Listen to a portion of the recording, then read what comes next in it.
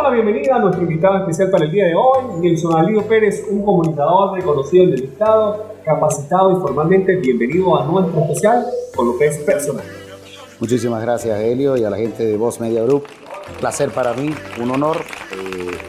Ustedes que están realizando este trabajo tan importante, no tanto por el reconocimiento, sino por llevarles a todos los internautas, a la gente que nos ve a través de las redes sociales, de internet, el trabajo que con mucho ahínco, que con mucho empeño realizamos, lo que aún creemos en este país, los que creemos en Venezuela, los que estamos seguros de que no se fue la mejor parte de nosotros, sino que los que estamos aquí estamos dando lo mejor de nosotros para reinventarnos y reinventar el país.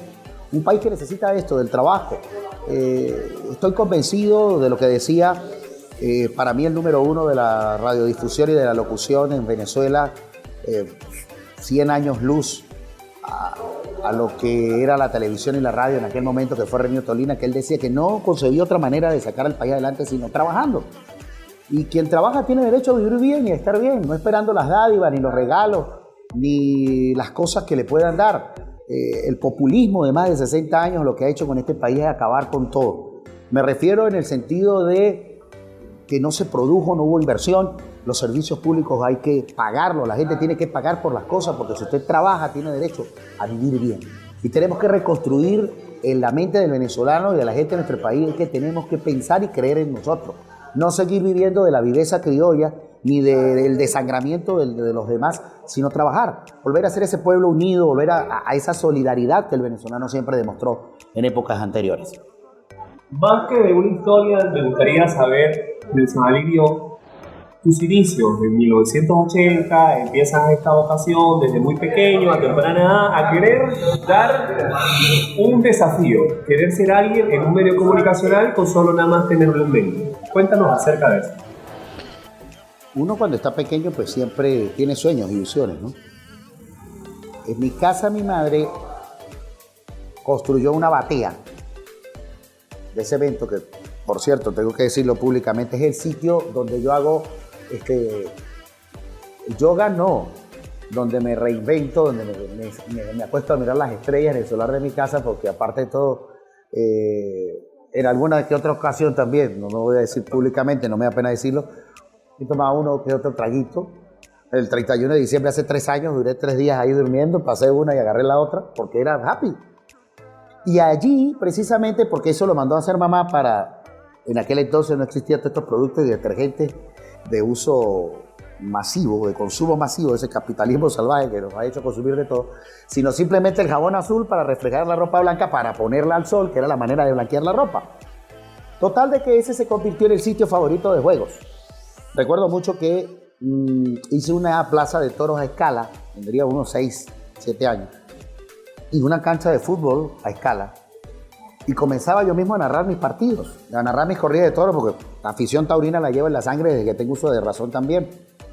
Al extremo que mamá me lleva al psicólogo porque yo hablaba solo. Y mi familia infería de que yo tenía, o sea, corrida de una teja, o me metí una gota de agua o algo por el estilo. No, gracias a Dios el psicólogo le dijo a mi mamá que lo que pasa es que era una persona que era muy emprendedora, que tenía que canalizar toda esa energía. Más o menos parecido a lo que pasa ahora con los chamos, que son muy hiperactivos. Cuando me preguntaban que qué quería hacer, obviamente yo decía que quería ser locutor. E inclusive en estos días mamá cuenta de una experiencia que me la pasaba también con 2 vasos amarrados con un hilo. Ese invento lo oí en la escuela alguna vez hablando a través de ellos y lo escuchaba. Pero hay otra cosa además. Cerca de mi casa estaban los estudios de la vieja Radio Cumbre, una de las emisoras en AM que existían, de las 5 que estaban para la época. Era Radio Los Andes, Radio Mérida, Radio Universidad, Radio Cumbre y 1040, Radio Los Andes. Y estaba en ese entonces Radio Cumbre, en la cumbre de la sintonía, como decía el eslogan que grabó nada más y nada menos que el rey del Campín, mi querido amigo Benjamín Cuello Enríquez. Los demás juegan carrito, es el que narra fútbol. Héctor Velázquez Mejía, que fue la primera voz, una de las voces de la BBC de Londres. Mi querido profe Livio Arcángel Peñalosa inició Cantares de Venezuela allí. Omar Dávila Araque, que la radiodifusión merideña le debe mucho. Jacobo Calanche, el papá de Junior Rivas, que tenía Punto Deportivo, Emiro Demon, Croc Sánchez Vera. O sea, había una pleyada de profesionales de la radio a carta cabal que fueron los que eran referencia para uno. Mi primera entrevista me la hace Omar Dávila una vez que hubo una huelga en mi querido grupo escolar Campo Elías de profesores, del cual yo no estaba de acuerdo y fui y me quejé. Pero después también, en el año 85, la primera visita papal, el decano de los programas de la Feria del Sol lo hacen mis paisanos, hermanos Categui Rivas, que todavía el programa no tiene, creo que en Éxito 100.9. Y en aquel entonces él tenía un concurso parecido a como un Yo Quiero Ser Millonario, pero radial, con preguntas. Obviamente sí no tenían aquello de las modalidades que se podía llamar a un amigo o un 50-50, no. Era pregunta directa y si la contestabas bien y si no, adiós. Por escala. Y eran 6 escalas. Habían estudiantes de educación media, diversificada, estudiantes del IUT, estudiantes de la Universidad de los Andes y el hijo de Teresio.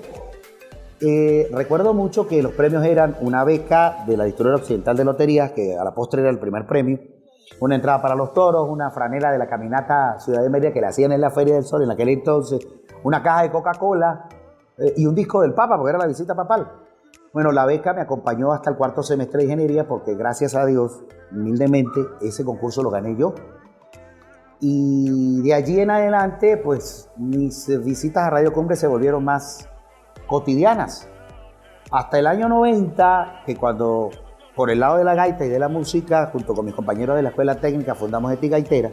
En el año 95 ya nos habíamos graduado y pasó a ser Nostalgia Gaitera. Grabo mi primera gaita en el año 90 y conozco a mi mentor, mi papá y el culpable de mucha esta historia, que es Fidel Escobar, mi otro papá, pero mi papá, yo le decía que era mi papá prostitutivo, porque era prostituido en el mundo de la radio, en son de juego, de la utilización del término, pero quien fue que me llevó, al que le debo tantas cosas, su curso de locución, me inscribí en enero del 91. Era un curso muy completo, tenía a Pablo Emilio Zapata en la parte de deporte, el tío Julián Barón en la parte taurina, Freddy Hamilton en dicción, Fidel daba la parte de historia, Gilardo Moreno nos dio la parte de publicidad y mercadeo, el profesor Freddy Criollo la parte de reglamento. O sea que fue un curso muy completo.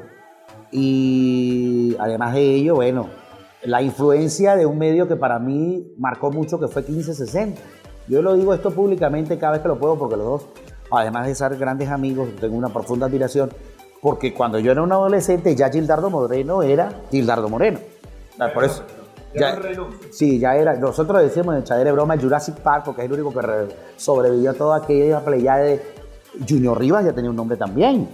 Era 1560, la emisora del momento, no habían nacido las FM, y estaba Bruno Panato, Gregory Martos, David José Lanza empezando, Luis Eduardo Montaño empezando, Leonardo Giordanella, Freddy Criollo, Freddy Hamilton, Fidel Escobar estaba en ese equipo. O sea, 1560 era la emisora del momento y la música del momento, Royal Speedwagon, Air Supply, y el movimiento pop venezolano de los 80, que fue importantísimo. Ilan Giordano, Franco De Vita, Frank Quintero, WAP, Radio Clip, Aditus. O sea, esa música de la época en que yo siempre insisto, en la que éramos felices y no lo sabíamos.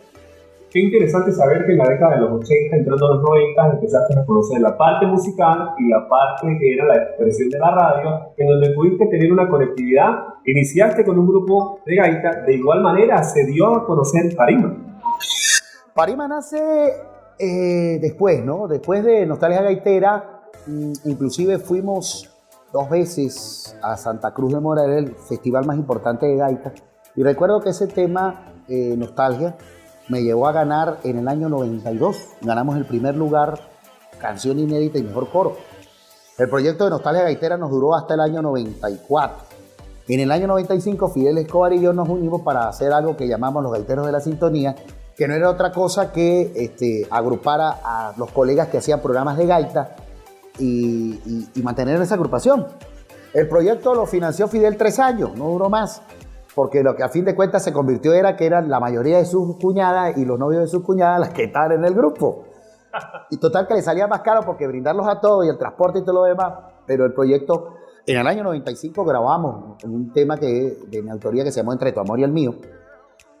Posteriormente nació Guataca, que fue en el año 98 el grupo que hizo un boom porque el querido Gerardo le invirtió al grupo. Era el grupo elitesco, tenían unas camionetas muy elegantes, hubo una inversión buena, uniformes. Aquello obligó a que los grupos de gaita se profesionalizaran. Pero, como siempre, pues siempre he sido un rebelde sin causa y cuando no me gusta una cosa no me la como. Hubo el choque de ideas con Gerardo y mi gran amigo Pánfilo Barros y yo nos vamos del grupo. Un buen día me dice, vamos a armar un grupo y nos fuimos a Maracaibo a comprar los instrumentos. Recuerdo mucho que ese día, que por cierto era feriado, hubo una lluvia en Maracaibo que el carro se le metió el agua en la 5 de julio, o sea, fatal, increíble. Yo nunca... No, yo iba más adentro que afuera, sí. Y de allí compramos los instrumentos y nació Parima. Parima, coincidencialmente, la primera actuación de Parima fue en la Plaza de Toros, con Manuel Eduardo Sanz, siéndoles teloneros, junto con Dimensión Gaitera, de mi recordado amigo Helio Flores, a Mermelada Bunch, que para la época eran unos ilustres desconocidos, Un Solo Pueblo y Gran Coquibacoa. Y recuerdo mucho que la primera gaita que interpretamos se llama Paisaje Andino, del ingeniero William Attention, que por cierto murió hace poco fuera del país. Estudió toda su carrera aquí en la ULA, enamorado de Mérida, al igual que Astolfo Romero alguna vez vivió e integró el grupo del Cuerpo de Bomberos aquí en Mérida. Y ese tema se llama Paisaje Andino y el que me tocó cantarlo fue a mí. O sea, a mí me temblaban las piernas porque la Plaza de Toros estaba de bote a bote. 42.000 personas. No, la Plaza de Toros tiene un aforo de 16.000 personas. Habían aproximadamente unas 12, 13.000 personas, porque acuérdate que siempre la tarima inhabilita la parte de atrás del patio de cuadrillas. Pero era mucha gente, obviamente mucha gente. Y en aquel entonces todavía, pues no era que era un adolescente, pero estoy hablando del año 98 y para mí fue algo, bueno, excepcional. De allí en adelante ha sido 22 temporadas que tiene Parima. Hoy estamos en el búnker de Parima y quiero agradecerle públicamente a uno de mis vocalistas y el director administrativo desde el miércoles pasado, el señor, mi querido Saúl Pérez. Y mira, satisfacciones muchas. Parima ha sido para mí el hijo bobo que no tuve, dijo un amigo mío. Me ha salido más caro que un hijo bobo en Miami, porque con lo que yo le he invertido a Parima durante 22 años me hubiese podido comprar un barco, un avión, un portaaviones, qué sé yo. Quizás el capricho más caro, pero he podido desarrollar ese aspecto musical. Se han grabado ya aproximadamente 77 temas, más de la mitad son de mi autoría. Nos hemos dado la oportunidad y el caché de codearnos con el Gran Coquibacoa, con Melódicos, con Billos, con Un Solo Pueblo, con Mermelada Bunch. Y lo más importante, la experiencia creo que más importante, la vivimos en diciembre del año pasado, hacer un concierto con la Sinfónica, creo que ha sido para nosotros lo más maravilloso. Sentir tú que eres un músico empírico, que los sinfónicos te arreglen tus canciones, oiga, eso no tiene precio, para todo lo demás existe Mastercard. Y recuerdo mucho, voy a contar esta anécdota, porque fueron 2 semanas de mucho trabajo, intenso, lo puede decir Saulito aquí que está conmigo, que hubo un momento ya de tanta presión que exploté en un ensayo, porque los muchachos de la Sinfónica son unos niños, son jóvenes, mucho más jóvenes que nosotros. Y aquello era un desorden y un desastre, y aquello era la bulla y aquello. Y un día exploté, les dije, ustedes me van a perdonar, ustedes son los músicos sinfónicos, ustedes son los músicos. Pero creo que nosotros nos merecemos un poquito más de respeto por el tiempo que están ustedes invirtiendo en nosotros. Y el profesor Jesús Pérez dijo, hasta que al fin alguien les dice a ustedes algo, porque los músicos verdaderos son ellos. Ustedes son músicos porque leen un papel, no por lo que ellos hacen, porque eso lo hacía, son músicos empíricos. Y una vez recuerdo mucho que el maestro Fulgencio Hernández, que por cierto fue mi maestro de violín, mi padre, que es toda una eminencia en ese aspecto, me consiguió un violín 3 octavos para empezar a tocar violín. No, compadre, ahí sí, verdad que más sordo que campana de palo. No era lo mío. Y el maestro Fulgencio, una vez en Paradura, en casa, para referencia, Fulgencio Hernández fue el fundador de la orquesta típica merideña junto con el maestro Antonio Armando Picón. 2 músicos, el maestro Fulgencio, él es de origen de cachinense, de La Grita, pero hizo toda su vida en Mérida y en Ejido. Y era una eminencia. Fue el maestro que enseñó a Alberto Peña, para mayor referencia a Violín Show, a mi querido Alberto, que es una de las grandes luminarias del violín. Y inició esa escuela de ese movimiento importante de violinistas que en este momento estamos viviendo no solo en Mérida, sino en Venezuela. Y él decía una frase que se le quedó a papá. Dice, yo soy músico porque me tuve que quemar las pestañas estudiando. Ustedes son más músicos que nosotros porque ustedes eso lo llevan en la sangre. Y de verdad, de ahí desprendió papá aquella frase que siempre dice a veces, muy jocosa, que dice que la música no es cadillo que se le pegue a todo perro. O aquella otra que me salió una vez, no hay pa' miche, va a haber pa' voladores, en torno a las paraduras a veces que no habían.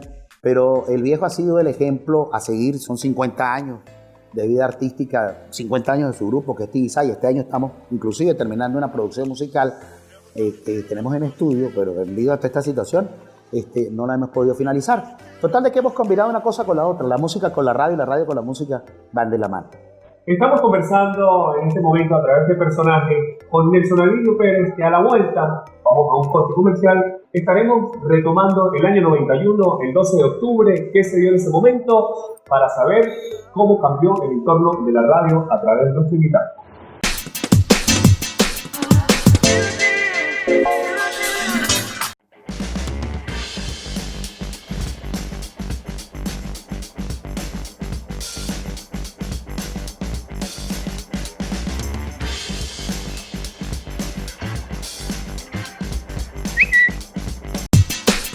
Estamos de vuelta con todos ustedes a través de personajes del mundo donde podemos ver la trayectoria de nuestros invitados, cómo han sido su relación, su vivencialidad y su trayectoria. Hoy compartiendo con Nelson Alirio Pérez, reconocido a nivel del medio de comunicaciones, donde nos va a comentar acerca de la pregunta que habíamos dejado en el bloque anterior, referente a que el año 91 representó una historia el 12 de octubre para ti. Primero y principal, estaban de boga ya, habían iniciado las emisoras en frecuencia modulada, la primera. En aquel entonces fue Merideña 95, estaba en Las Tapias, no ha mudado sus estudios de allí. Y hay muchas historias de radio, ¿no? El caso del dial de 94.3, que era el que teníamos mayores metamorfosis.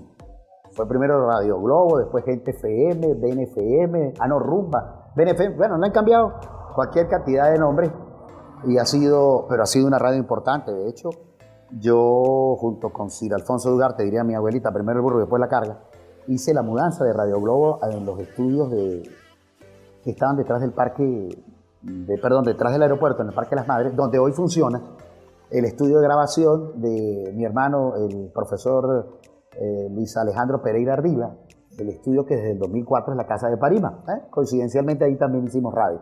Pero digo del año 91 porque fue el último examen que vino a hacer la gente del Ministerio de Transporte y Comunicaciones aquí en Mérida. Ese examen lo presentamos en el Colegio Rómulo Gallegos, en la parte de La Hollada. Y ese día se graduó junto con este servidor una pleyade de extraordinarios locutores que marcaron época en los años 90. Jesús Ruiz, Yomar Calderón, Miguel Ángel Chacón, Pablo Emilio Zapata, que no tenía título. Para ese entonces, la directora de Radio Universidad, la doctora Lourdes Dubuc, también se graduó ese día. Ernesto Balsa, que comparte con nosotros micrófono en la parte deportiva en CDR, además de que, bueno, vecino, hermano de crianza de muchos años, de toda su vida. Y José Luis Briceño, que también venía de Valera, trabajó mucho tiempo aquí y se fue. Allí prácticamente iniciamos la radio. 4 días después, y voy a contar esta anécdota porque siempre la cuento de manera jocosa, voy a probar suerte en Radio Los Andes 1040, de la mano de mi gran amigo el profe Joel Jesús Contreras, periodista, abogado y una de las grandes voces de la radio en Mérida. Me entregó el testigo, o como decimos nosotros los taurinos, me entregó los trastes para doctorarme esa noche de ese 16 de octubre en una estación que manejaba para mí uno de los grandes de la radio en Mérida, que ha sido y es sin duda alguna este personaje. Tengo este lapsus mental en este momento porque estoy tratando de recordar la anécdota. Roger Vivas. Después de 18 madrugadas que trabajé de 12 de la medianoche hasta las 6 de la mañana, voy a cobrar mis guardias. Y me dice Roger, colocándome la mano así, me dice: hijo, hay cantantes que pegan discos y otros no. Retírese, usted para esto no sirve. 29 años después me queda la duda si él tenía la razón o simplemente me lo dijo para no pagarme las guardias, que en efecto no me las canceló. Gracias a Dios, como siempre he dicho, cuando me piden sin rencor y estamos en la tarima, no, yo no le guardo rencor a nadie. Nosotros no le tenemos rencor a nadie. Nunca hubo ese reconcomio. Y lo que tú mal haces en la vida, aquí se paga. Después, A los años me llegó a Radio Universidad cuando estaba haciendo carrera política para que le hiciera una entrevista y me llama la doctora Lourdes Dubuc. Mire, Nelson, que para que por favor usted entreviste al señor Roger Vivas. Y yo, doctora, si usted me lo manda y me lo ordena como directora, lo hago. Pero el problema es que primero, yo no soy periodista. Y segundo, hay cantantes que pegan discos y otros no. Y yo no me siento como que para hacer o estar a la altura del maestro Roger Vivas. Con su permiso, media vuelta y me fui. Gracias a Dios el sarcasmo ha sido una de mis mejores herramientas, porque el que a hierro mata no muere a sombrerazo. Y él, de la pena, salió y se fue, porque él se recordó inmediatamente la célebre frase aquella: hay cantantes que pegan discos y otros no. Después de 29 años, y gracias a ello el programa de Estudios Abiertos, hace ya 6 años, me entregó mi título como licenciado en Pedagogía Alternativa, su área de comunicación, 27 años de experiencia, 26 para aquel entonces. Ya estoy en la fase de entregar la tesis, inclusive para la maestría. Me han pedido muchas cosas acerca de la historia de la radio universitaria, porque en radio creo que lo he hecho todo. Lo único que me ha faltado quizás es narrar un partido de ajedrez, porque hasta un partido de bolas criollas me tocó narrar en unos Juegos Nacionales que fui como corresponsal de la emisora que reabrí en el 2003, que fue UPTM 90.1, la emisora oficial de la Universidad Politécnica Territorial del Estado de Mérida, Cleber Ramírez.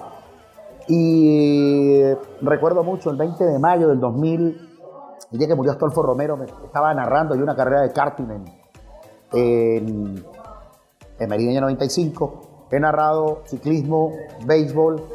Recuerdo mucho una vez, en una de esas cosas que me dieron por irme a Caracas, fui a un partido Caracas-Magallanes y estaba don Carlos Tobar Bracho, vivo, la voz del Magallanes, y que me llevó a la cabina, que era amigo de Pascual Ardiles, que era mi querido Jorge Armando Buitrago, el gordo, de Vigía.